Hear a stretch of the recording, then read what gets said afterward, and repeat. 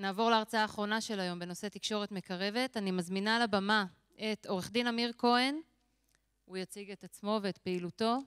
שלום, צהריים טובים לכולם. בשנה וחצי האחרונות קיימתי כמה הדרכות של תקשורת מקרבת עם קציני בטיחות, ואני רוצה לשתף אתכם מה למדתי מהמפגשים האלה, וגם בשעה האחרונה שאני פה אני רואה שזה נכון גם למי שיושבים כאן. למדתי שמשהו שמאוד מאפיין קציני בטיחות זה תחושת שליחות מאוד מאוד חזקה, מחויבות למקצוע שלהם, לבטיחות בדרכים, ולצד זה גיליתי שזה לא כל כך פשוט. הדברים עלו גם היום בשעה האחרונה. יצא לי לשמוע לא מעט תסכול מקציני בטיחות, ובמקרי קיצון זה אפילו היה במקום של איזה חוסר אונים מול ההתמודדויות, וכמו שחלקכם מכירים, יש גם תופעות של נשירה, של עזיבה של המקצוע. ואני חושב שהמתח הזה בין מצד אחד מחויבות מאוד גדולה ושליחות, מצד שני שיש פה איזשהו אתגר ויש תסכול, נובע ממשהו שעלה פה היום. יש לקציני בטיחות את האחריות על הבטיחות, אבל מה חסר? סמכות. ועכשיו, מה עושים כשיש לנו אחריות, אבל אין לנו את הסמכות המלאה? למה אין סמכות מלאה? כי כמו שנאמר פה לפני רגע, מי מחזיק את ההגה בידיים? הנהגים. לא אתם. ודבר נוסף, יש כל מיני החלטות שהן לא בידיים שלכם. החלטות בידיים של הנהלה, של המנהלים, של המנכ"ל, של הבעלים. אז השאלה היא איך פותרים את הדבר הזה. אוקיי? בזה אני ארצה שנתמקד היום. יש לכם, זה מהדהד, כן, אוקיי. אז בזה אני רוצה שנתמקד היום, ואני ארצה להציע לכם איך תקשורת מקרבת, שזה כלי שעוד מעט אני ארחיב לגביו, איך הוא יכול לעזור לכם בעבודה שלכם בהתמודדות עם המתח הזה. יש לי דברים שאני רוצה לשתף, אבל תוך כדי אם יש שאלות אתם מוזמנים לעלות. אוקיי, אז אני אתחיל עם הצגה עצמית קצרה. אמיר כהן, עורך דין, נשוי, אבא לארבעה, גר באזור ירושלים, בשמונה השנים האחרונות אני עובד עם כלי שנקרא תקשורת מקרבת, ובו אני עובד עם מנהלים וצוותים כדי שהם יוכלו לעבוד יותר טוב ביחד, וכדי שאפשר יהיה לבצע את המשימות. אוקיי? אז אצלכם לדוגמה, ואיך מצליחים לתת מענה לאחריות, איך מצליחים לבטיחות, איך מצליחים לשמור על בטיחות בדרכים, למרות שאין לכם את הסמכות המלאה.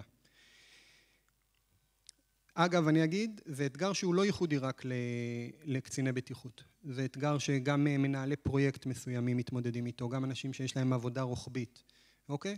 ואז בעצם השאלה היא איך אני מצליח להשפיע על האנשים שאני עובד איתם, נכון? כי אם ההגה לא בידיים שלכם, אתם צריכים את השיתוף פעולה, את השותפות שלהם.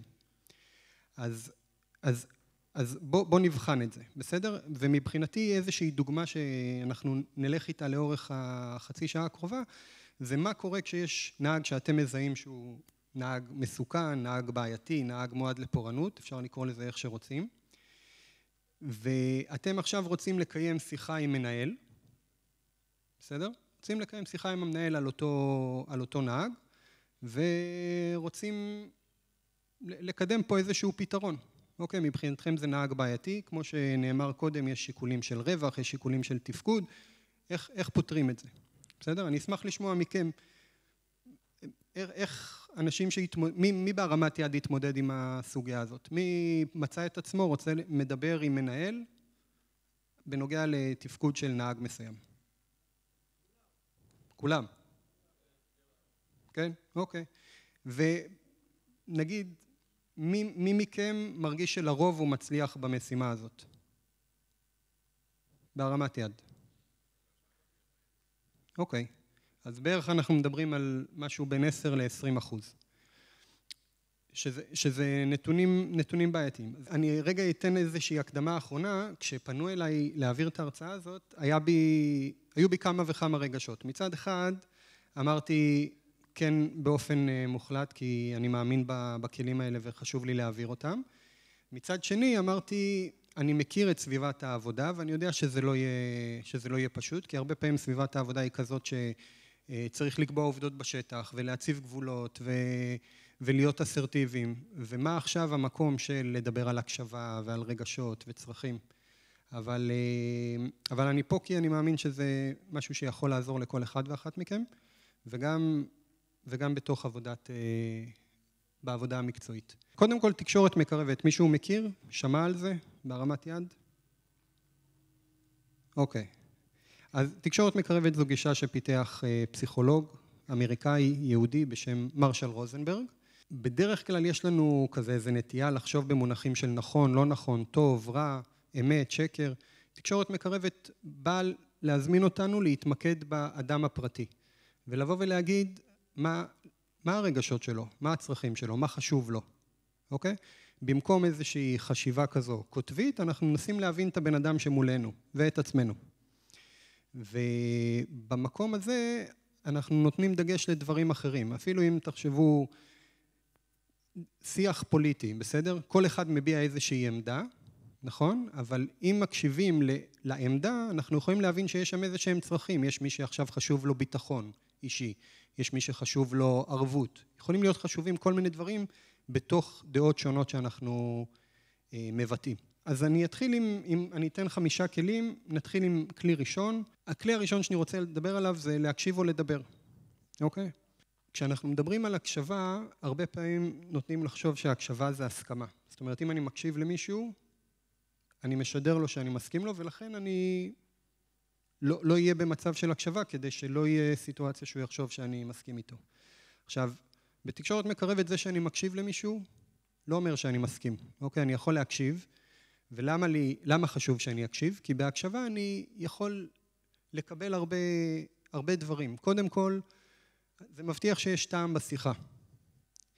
אם אני עכשיו הולך, נגיד אותו מקרה, אותה דוגמה מתגלגלת שהתייחסתי אליה, אתם עכשיו רוצים לדבר עם מנהל סניף או המנכ"ל, ורוצים להגיד לו שיש בעיה עם נהג מסוים. עכשיו, יכול להיות שהוא לא פנוי. אז קודם כל הייתי מציע לבדוק אם הבן אדם פנוי. לבוא ולהגיד לו, יש נושא שאני רוצה לדבר איתך על נהג, על שמעון, ומאוד מאוד חשוב לי שזה יקרה כמה שיותר מהר. האם אתה פנוי לדבר על זה עכשיו? אם לא עכשיו, היום. אוקיי? אני קודם כל ארצה לוודא שיש טעם בכלל בשיחה, שהבן אדם השני פנוי. עכשיו, חוץ מזה, הקשבה עוזרת לי להבין יותר. אוקיי? אני לא יודע אם אותו מנהל, אותו מנכ"ל, יודע על אותו נהג, אני יכול לשאול אותו, מה אתה יודע לגבי הביצועים של הנהג, לגבי הנהיגה שלו? ואחרי שאני מציג לו את הדברים, אני יכול לבוא ולשאול אותו, במקום לבוא ולהגיד לו מה צריך לעשות, אני יכול לשאול מה אתה חושב שצריך לעשות, איך אתה מתכוון לפעול. יש משהו מאוד מיוחד בהקשבה, שאנחנו בעצם, יש הרבה שאלות, אוקיי? אני לא מגיע בעמדה שבה אני הולך ושופך מידע, אלא אני מנסה להבין. יש למישהו איזושהי הערה בנוגע לנקודה הזאת של הקשבה או דיבור? יצא לכם להתקל בזה בעבודה שלכם? אני אחזור על הדברים שאנה אמרה. אנה אומרת, כן, בזה שאני מקשיבה, אני יכולה להבין יותר טוב איפה הדברים נמצאים. אני יכולה לראות לאן הרוח נושבת מבחינת הבן אדם שאני מדברת איתו, ואז אני יכולה להגיב כך או אחרת.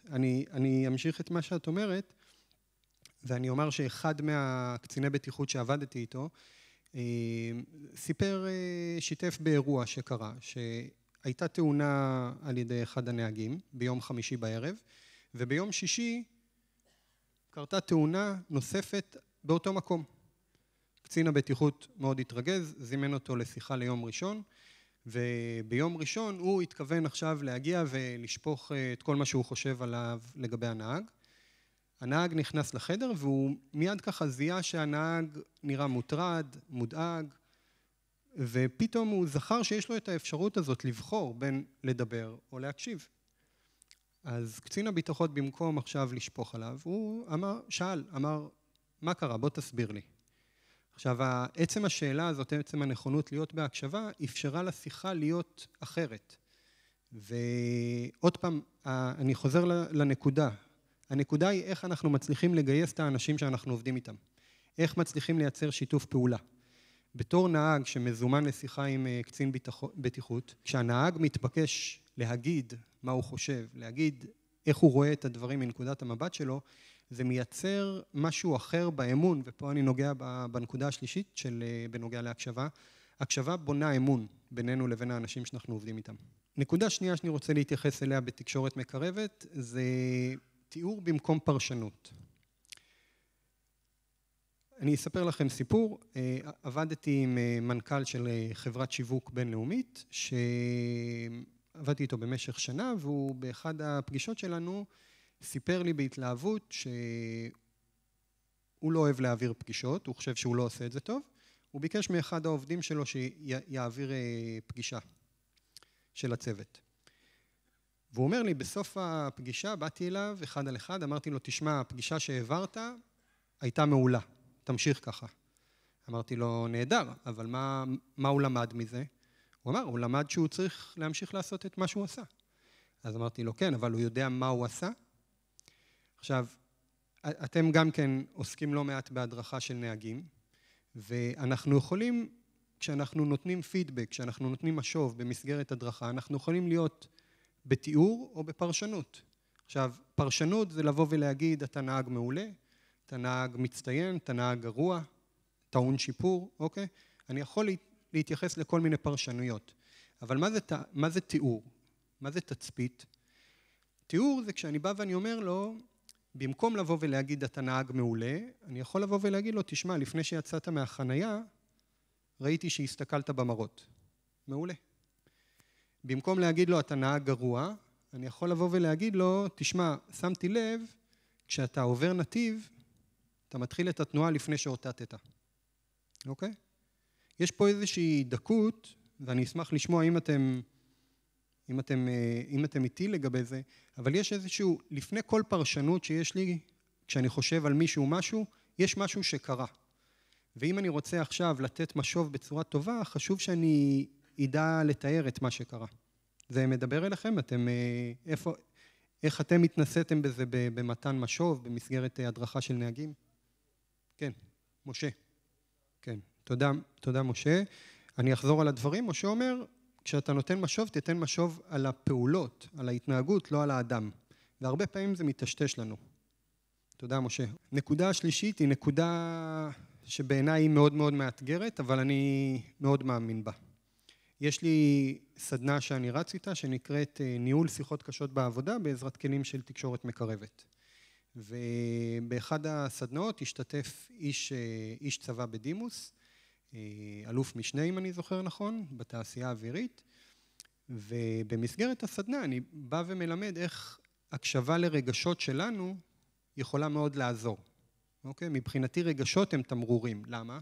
כי אם אני עכשיו מרגיש כעס, אז אם אני מתחכה על מה המקור של הכעס, זה יכול לעזור לי להעביר את עצמי יותר טוב. זה יכול לעזור לי להבין איפה אני נמצא. אוקיי? וככה לגבי כל אחד מהרגשות. אז הצעתי במסגרת הסדנה של ניהול שיחות קשות בעזרת תקשורת מקרבת, לעשות שימוש ברגשות שלנו. ואם מרגישים מספיק בנוח, גם לבטא אותם. סיפרתי את זה לאותו משתתף, והוא בא ואומר, מה זאת אומרת? מבחינתי לבטא רגשות בתוך מקום העבודה, זה לא מקצועי. מישהו מזדהה עם זה? אוקיי, אף אחד. מפתיע?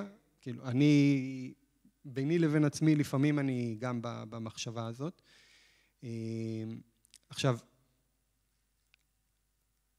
הוא אמר עוד משהו, אותו משתתף, הוא אמר, אני מבחינתי, כשאני מתעסק בדברים של חיים ומוות, די דומה אליכם, והוא אמר, כשיש איזושהי שיחה קשה שצריך לנהל, אני מקיים אותה, זה חיים ומוות, אני חייב לקיים את זה.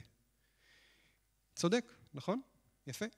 ואז הוא אומר, אני בן אדם שאני שם דברים על השולחן, אני כנה. ואז, תוך כדי השיחה, עלתה נקודה מאוד מעניינת, שהכנות שלו, אתם יודעים לגבי מה היא? לגבי מה הוא כנה? עצמו, האשמות, מה? קשיים? עוד משהו? אז עלה שהכנות שלו היא כנות לגבי מה הוא חושב על אחרים ולגבי העבודה שלהם. אוקיי?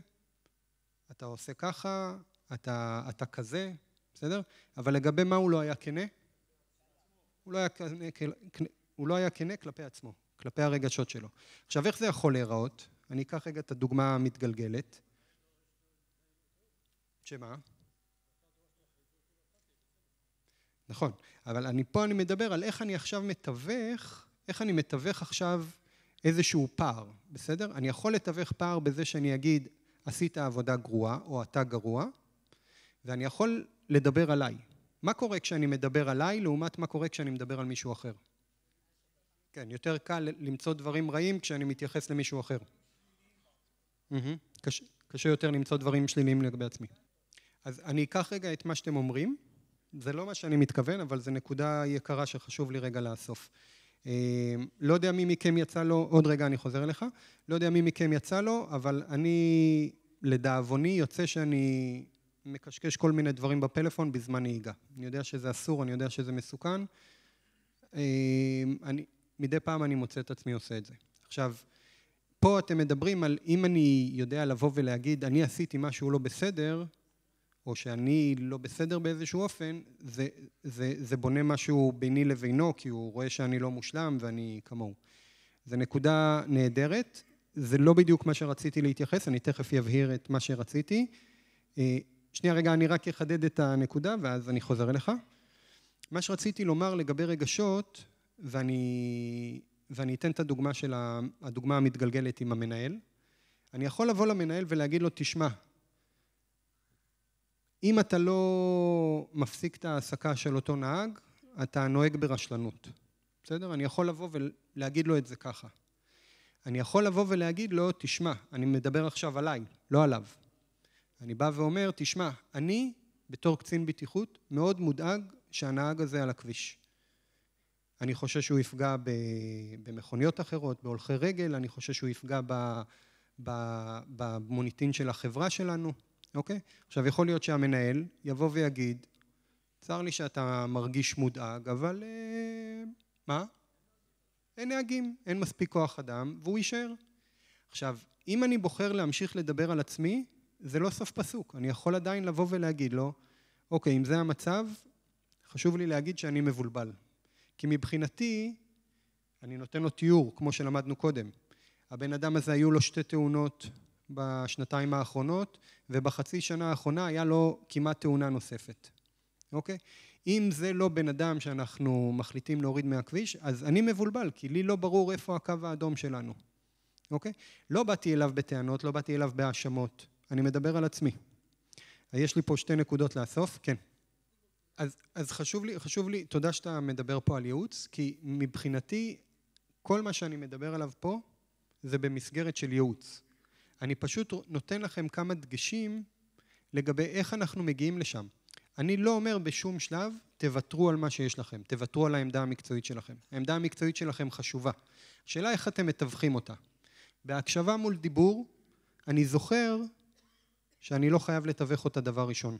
אני יכול להחזיק את זה ולקיים שיחה, ולהביע את זה, לעבור לדיבור בעוד 5 דקות, בעוד 10 דקות, אחרי שאני אוסף את כל האינפורמציה החשובה. כשאני מדבר על תיאור במקום פרשנות, אז במקום להגיד לבן אדם מה אני חושב שהוא חושב, אני בא ואני אומר לו מה קרה. יצאת מהחנייה לפני שאותתת ולפני שהסתכלת על המראות. בלדבר עליי ולא עליך, אני לא אומר אתה חסר אחריות ואני לא אומר אתה חייב לעשות ככה, אני מדבר עליי. אני אומר אני מתוך העמדה המקצועית שלי, כי מה קורה? הרבה פעמים יש לנו איזושהי דעה, ואז אנחנו כאילו צובעים אותה זה חייב להיות ככה. זה לא חייב להיות ככה. במקומות אחרים זה לא ככה. אני, אם זה היה קורה אתמול, הייתי מגיב אחרת. אין פה שחור לבן בצורה מובהקת. תודה רבה על הנקודה של הייעוץ. נקודה רביעית היא לגבי צרכים. אתם תוכלו למצוא אחר כך פה, שם על כיסא ושם על כיסא כרטיסיות. את הכרטיסיות האלה. שתוכלו לעשות בהם שימוש אם תרצו. סיפרתי לכם על ההדרכות שלי עם קציני בטיחות, ואני מאוד אוהב לפתוח את הסדנאות עם שאלה, איזה צרכים יש לכם שמתמלאים בעבודה שלכם כקציני בטיחות. עכשיו קודם כל קצת, מה זה צרכים? צרכים בראי של תקשורת מקרבת, זה בעצם הכוח שמניע אותנו, בסדר? זה האנרגיה הזאת 5 דקות, מעולה. זה האנרגיה הזאת שמביאה אותנו לעשות דברים. עכשיו, מישהו מגיע לעבודה כקצין בטיחות, יש שם מלא דברים שמביאים אותו, שאולי גורמים לו לסימני שאלה, אבל הנה, הבן אדם ממשיך ושומר על העבודה ושומר על מוטיבציה. קיבלתי תשובות מרהיבות, מאוד מאוד מרגשות. אני אשמח לשמוע מפה, לאסוף כמה נקודות. איזה צרכים אתם יכולים להסתכל כאן? איזה צרכים יש לכם שאתם מוצאים שנענים בעבודה שלכם כקציני בטיחות? שליחות. אז אתה מדבר על עצמאות, עצמאות מקצועית, שיש לך גב מהמערכת, מעולה. אני אגיד בנקודה הזאת, שמודעות לצרכים מאוד מאוד עוזרת לנו ב-day to day, בהתנהגות, בשוטף. תחשבו אם אתה מגיע עם שליחות, תחושת שליחות, ואתה מזכיר את זה לעצמך, וזה ברור לך איך זה משפיע על העבודה שלנו. אם עצמאות חשובה לך, חשוב לתווך את זה לאנשים שאתה עובד איתם. אם חשוב לנו לקבל גיבוי, ואני מכיר את זה מקציני בטיחות, בין היתר בגלל הסוגיה הזאת של אחריות וסמכות, זה משהו שחשוב להעביר הלאה. לבוא ולהגיד בצורה ברורה למנהלים, להנהלה, לשותפים, אני צריך את הגיבוי שלכם. אז כשאנחנו מדברים על צרכים, ופה זה מתקשר לי לנקודה האחרונה של פתרונות קונקרטיים, כשאני רוצה עכשיו לתת איזשהו פתרון, בסדר? נלך לדוגמה המתגלגלת. זה נקודה חשובה פה. בדוגמה המתגלגלת אני בא למנהל ואני אומר לו, תשמע, יש את הנהג הזה שהוא בעייתי ושצריך לעשות משהו לגביו, נכון? עכשיו, איזה צרכים לכם כקציני בטיחות יש כשאתם מציפים שיחה כזאת מול המנכ"ל, מול המנהל? בשם איזה צרכים? למה חשוב לכם לדבר על זה שיש נהג שהוא בעייתי? אחריות, מה עוד?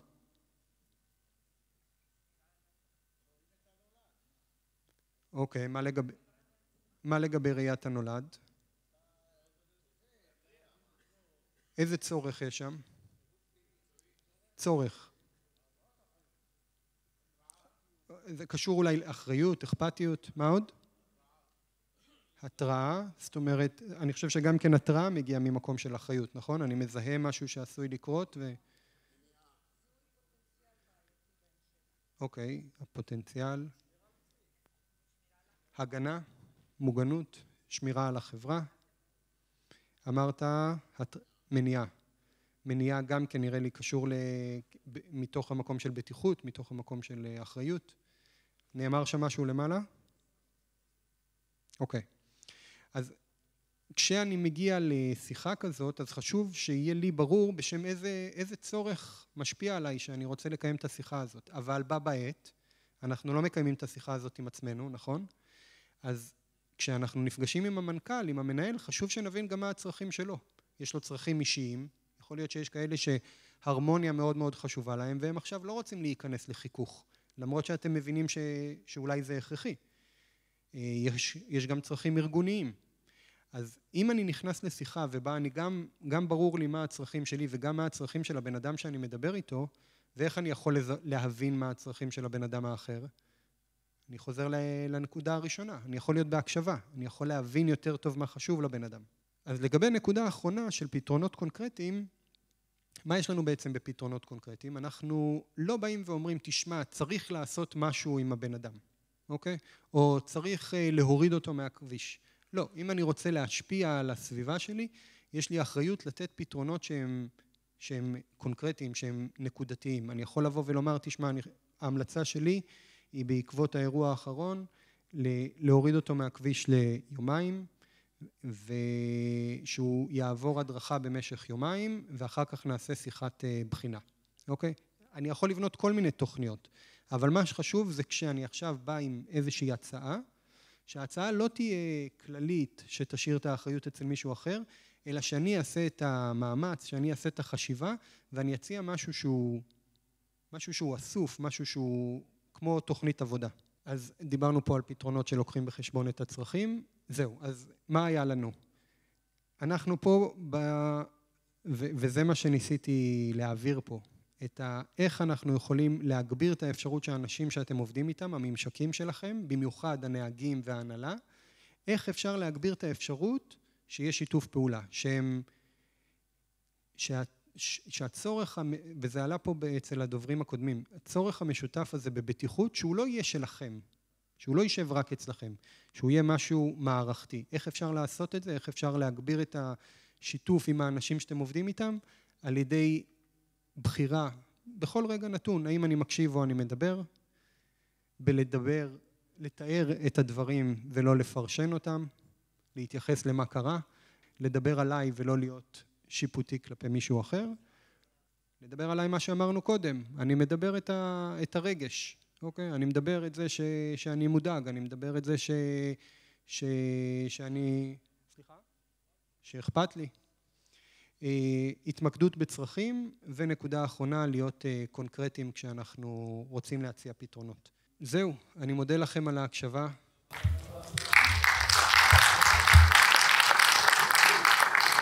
מאמין מאוד בעבודה שלכם, יודע כמה היא מורכבת, ומאחל לכם הרבה בהצלחה, לטובת כולנו.